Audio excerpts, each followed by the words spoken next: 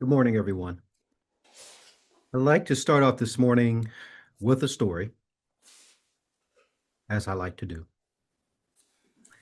A middle-aged woman named Lyra carried a heavy bucket of water up a hill each morning. It wasn't really the weight of the bucket that burdened her, it was the weight of her thoughts.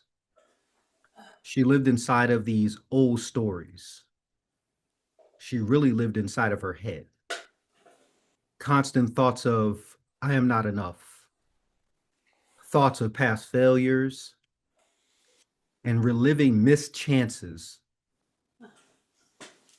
One morning, she encountered this old monk sitting on a fallen tree. This monk had a huge smile on his face. And she thought to herself, that is a huge smile, far too big for someone with no possessions. So she goes over to the monk and asks, what is your secret? She was a little irritated and also a little curious. He says to her, you can't pour new water into a container already full. Tapping the bucket as he said it, she looked down and she said, my bucket is empty. And he replies, not the one you're carrying in your hands. He smiles a little and he says, you don't have to let it go. You only have to stop drinking from it. And something within her felt like her chest cracked open just a little bit, like a seed was deciding to grow up from the soil because it's finally warm enough, it's under the right conditions to grow. She sat beside the monk, closed her eyes, let the wind flow through her hair. She didn't speak for a while, but she felt herself surrendering, not to loss, but to spaciousness, to possibility, to newness. And when she lifted the bucket again, it felt lighter. But nothing outside of her had changed. Everything inside her had begun to. She turned to thank the monk for the wisdom that was shared, and she saw that there was no one beside her. The wisdom came from within her. I received that from Spiritual Passages, a great resource online with many different stories and tools that help us. I wanted to share that because the title today is The Edge of Possibility. And in the study for this, my mind, or rather spirit, led me to talk about the things that keep us from making that step over that edge. In many instances in life, we find ourselves always sitting on the edge of possibility, leading a life of almost healed, almost successful, almost in love. And that's what I would like to spend a little bit of time addressing this morning. So I have a few questions for you. A few of them you're going to keep to yourself, and about 2 of them you're going to put into the chat. So let me open up the chat here so I can see it. There we are. So my first question, and you don't need to put this one in the chat. Do you have a written vision for your life? And I want you to truly think about this. This is not the general idea of what's next for you. This is a concrete vision that you have nurtured, you spent some time with, and it's written down. I want you to truly answer that question for yourself. Do you have a vision, a written vision for your life? My next question, just for you, not for the chat. Is your life and your actions in alignment with your stated vision?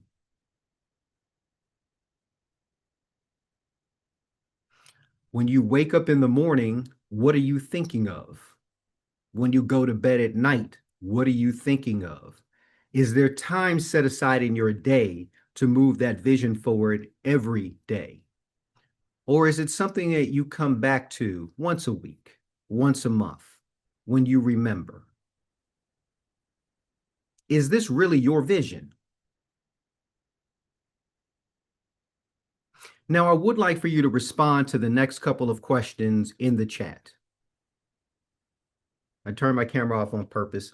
The first question is, what happens when a person has a vision? Now, to answer this, I want you to think of those spirit in the spiritual realm, political realm, business realm, whatever, who are known. We just know these people because of the work they have done. And so we can deduce from that what happens when someone follows their vision. So using one word, I would like for you to, one or two words, describe what happens to the person when they have a true vision. Everyone, please participate.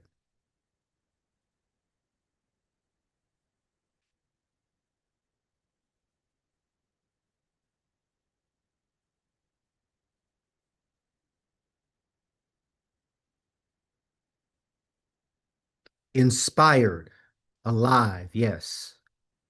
Without vision, the people perish, and therefore, when someone has vision, they thrive, yes. Motivated, guided. Others, any others? Results, yes.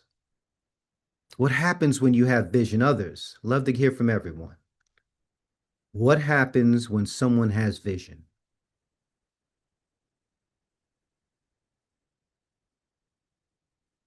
My next question, what are the consequences of not having a vision? What are the consequences of not having a vision? Now, interestingly, we can't really go and find a book on people who didn't execute their vision, right? We don't know of those individuals. We may know them personally, we may know ourselves, and ourselves are usually the best reference. So, what happens when you do not execute or move on your vision? What is the consequences of not having one?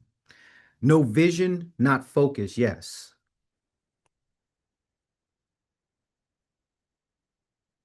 What are the consequences of not having a vision? I'll give everyone a couple minutes here. Confusion, yes. You can't serve two masters.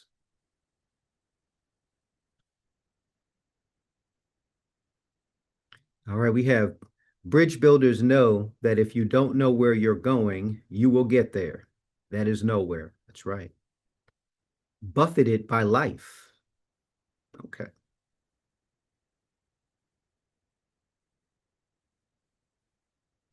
So this is now a personal question that you do not need to put into the chat, or an answer that you do not need to put into the chat. And that is, if you are not moving on your personal vision, then why?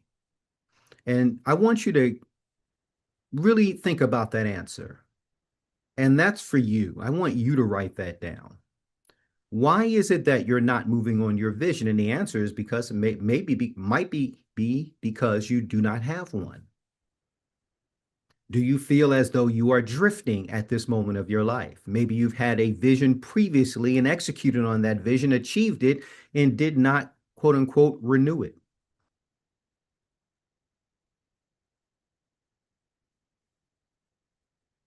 And that's a question for you. Why are you not moving on your vision? Now, there's a number of different reasons. I found three common ones that I would like to share with you this morning: fear, criticism, and a lack of self-esteem/confidence. So with fear, there could be a tentativeness in reaching for your desired state. You're tentative in your actions. You're waiting for everything to be perfect. Maybe you over prepare. Possibly it could be the exact opposite, where there is a half-heartedness in your attempts because you believe that you will fail and others will see you as a fraud. Or maybe deep down, you know you're going to fail, so you don't try as hard. We may have all experienced this at some point in our lives. So going back to the chat, my question for you is, when it comes to fear and what you have learned so far in the study of the science of mind and what they call New Thought, what is the antidote to fear? Share your wisdom with the group. What is the antidote you have learned from your experience to fear? Faith. All right.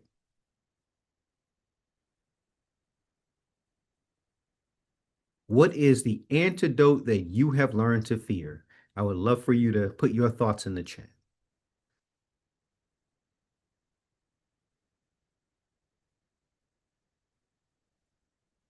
Question it. Trust. I know that I am of the divine. Therefore, there is nothing to fear. Absolutely.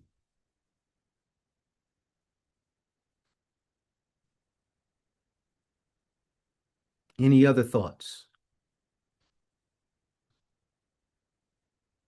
Trust. Get moving, and the universe conspires to support you. Yes.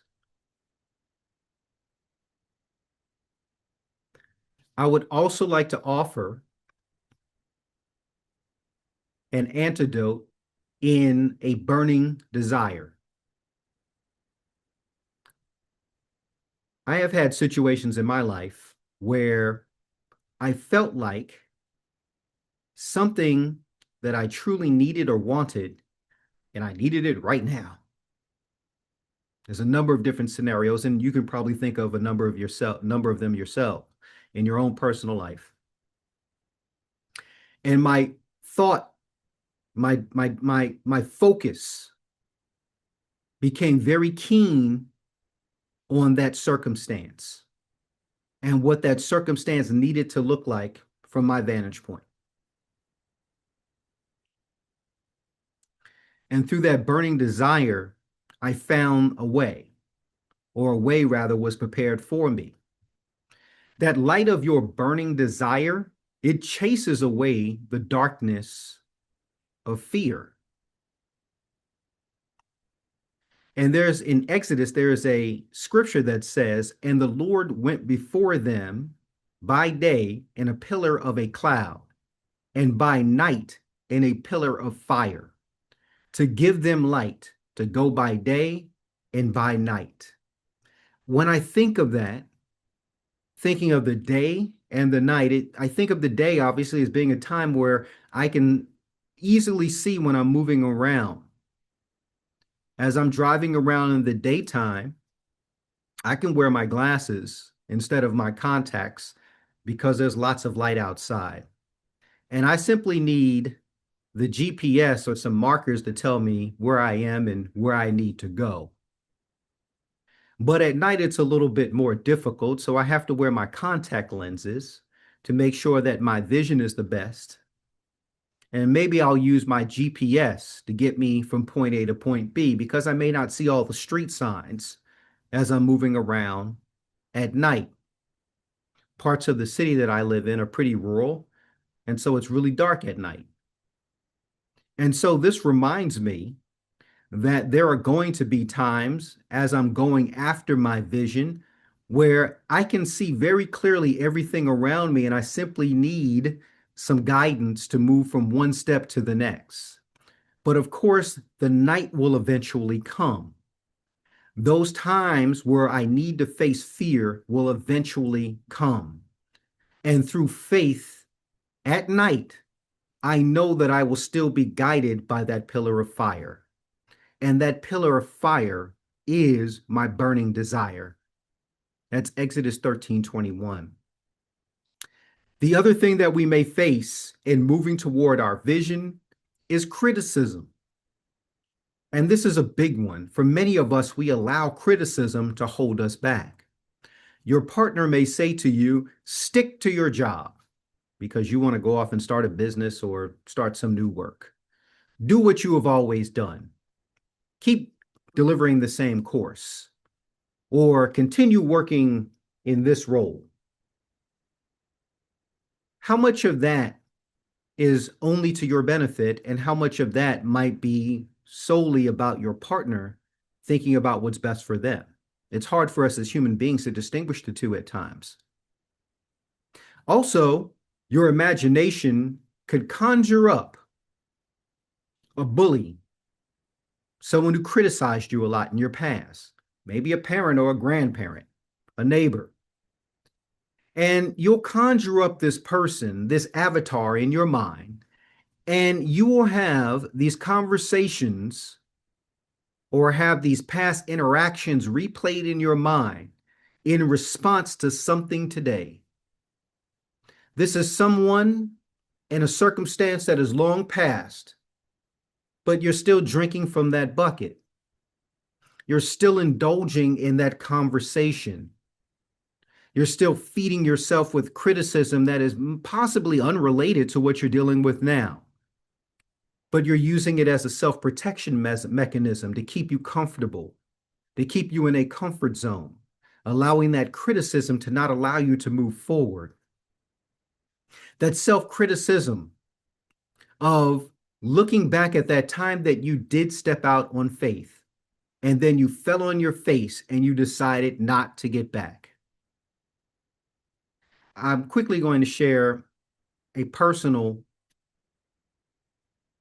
trial that I dealt with a long time ago, and I allowed it to keep me from progressing for a number of years.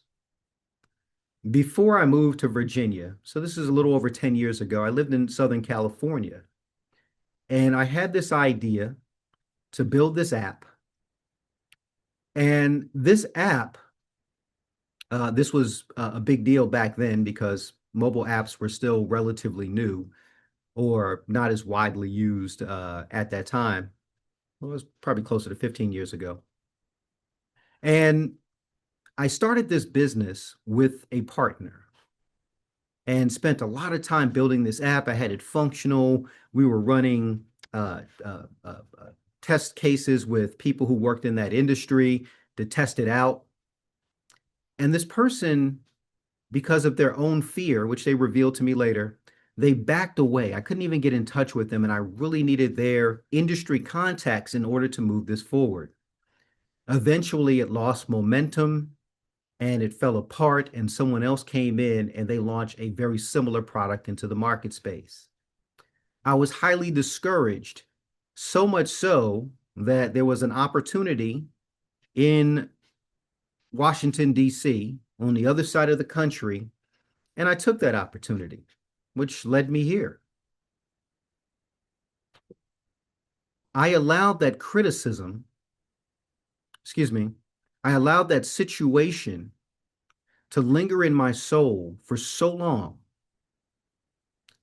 that I did not get back up for many years and approach using what God gave me to do something good in the world. So what do you do when you do step out on faith and you fall on your face? The easy answer is to simply get up. When I was originally thinking about this part of my talk, I actually came to the conclusion that it probably wouldn't be appropriate for me to tell you to just stand in the mirror and use two choice fingers, put them up and say, I'm going to get up. And this is what I think of this criticism. So instead, I'll share this with you. Remember that all criticism is not necessarily bad, but it does become unhelpful and excessive. That's when it becomes a problem. Now, sometimes we may interpret criticism as a sign or a signal to stop what we're doing. But in reality, criticism is only a tool. It's a tool to check to see if you need readjustment to your plan. And if you do need readjustment, you make the adjustment and you keep moving forward. If you don't, you ignore it, override, and you continue moving toward your goal. I lost a lot of time through self-criticism. And I offer you this in case you are facing some of similar challenge today. Some may find it some may find it helpful to imagine the difficult scenarios that you may encounter. It could be a difficult conversation. It could be a sales call, networking event, or public speaking opportunity. Whatever it may be, see yourself doing these things over and over again in a flawless manner. And then go back out and do the thing. Don't worry about making mistakes. Don't worry about if your partner or the people that you are working with all go away. Prepare to the best of your ability, and God will cover all your deficiencies. In Isaiah 45:2, it says, I will go before thee and make the crooked places straight. I will break in pieces the gates of brass and cut asunder the bars of iron. What are these gates of brass? What are the bars of iron? This represents our fears, our lack of self-esteem and self-confidence. It represents our self-criticisms. They keep us caged in. They keep us in one place. They keep us from expressing God fully. But the thing is that we have the keys to these iron gates.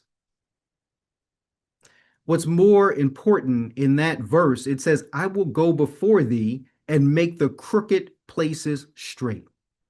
When I'm about to go into a situation that's new or unfamiliar, or I sense that there may be a problem or a challenge to overcome, I remember this verse. This is comforting for me that I will go before you and make the crooked places straight. I don't know what lays in front of me, but God, I trust in you. I trust in that universal divine spirit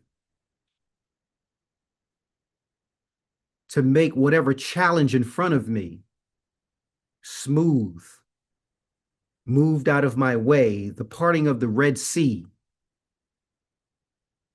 There's also this lack of self-esteem and self-confidence that we may face. We may have experience, we may have knowledge, we may have the connections, but maybe we have none of these things.